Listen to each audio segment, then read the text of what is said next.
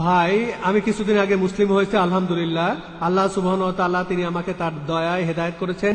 যদি মুসলিম হিসাবে বাঁচতে চান, আপনি যদি মুসলিম হিসাবে বেঁচে থাকতে চান, আর যদি আপনি মুসলিম হিসাবে মরতে চান, তাহলে রাসূলের সুন্নাহগুলো মেনে চলেন আর পবিত্র কোরআন মেনে চলেন। ভাই আমি বোম্বেতে অল্প কয়েকদিনের জন্য এসেছি। আমি বোম্বেতে অনেক জায়গায় ঘুরেছি, অনেক মসজিদে গিয়েছি। সেখানে আমি দেখেছি মুসলিম ভাইয়েরা, মাঝে মধ্যে আমার বেশ খারাপ লেগেছে।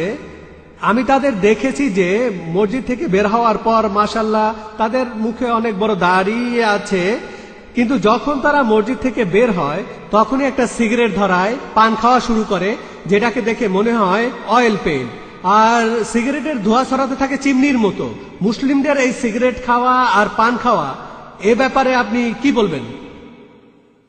ভাই আপনি প্রশ্ন করলেন যে আপনি যখন বিভিন্ন মসজিদে যান সেখানে দেখেন মুসলিমরা মসজিদ থেকে বের হয়ে সিগারেট টানা শুরু করে দেয়, আবার অনেকে পান খায়, দেখতে খারাপ লাগে। আমার মতামত কি ঠিক না ভুল?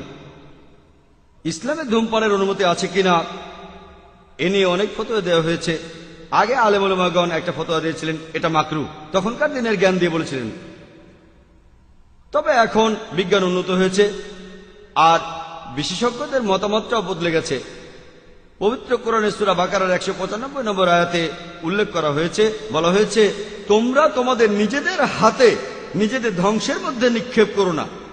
তোমরা তোমাদের নিজেদের হাতে নিজেদের ধ্বংসের মধ্যে নিক্ষেপ করো না। বর্তমানে বিজ্ঞানের বিভিন্ন গবেষণা আমাদের বলে যে বিশ্ব স্বাস্থ্য সংস্থা আমাদের বলছে প্রতি বছর 10 লাখেরও বেশি মানুষ এই পৃথিবীতে মারা যায় শুধু ধূমপানের কারণে। যারা ফুসফুসের ক্যান্সারে মারা যায় তাদের মধ্যে 90%ই হলো ধূমপান করার কারণে। যারা ব্রঙ্কাইটিসে মারা যায় তাদের মধ্যে 70% মারা যায় ধূমপানের কারণে। কার্ডিওভাস্কুলার ডিজিজে যারা মারা যায় তাদের মধ্যে 25% মারা যায় কারণ তারা ধূমপান করত। এই ধূমপান হচ্ছে আসলে স্লো পয়জনিং। সিগারেটে থাকে নিকোটিন এবং টার।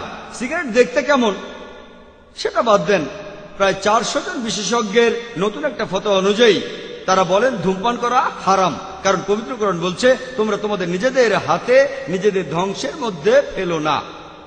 আর এতে শুধু আপনার একার ক্ষতি হবে না, প্রতিবেশীদেরও ক্ষতি হবে।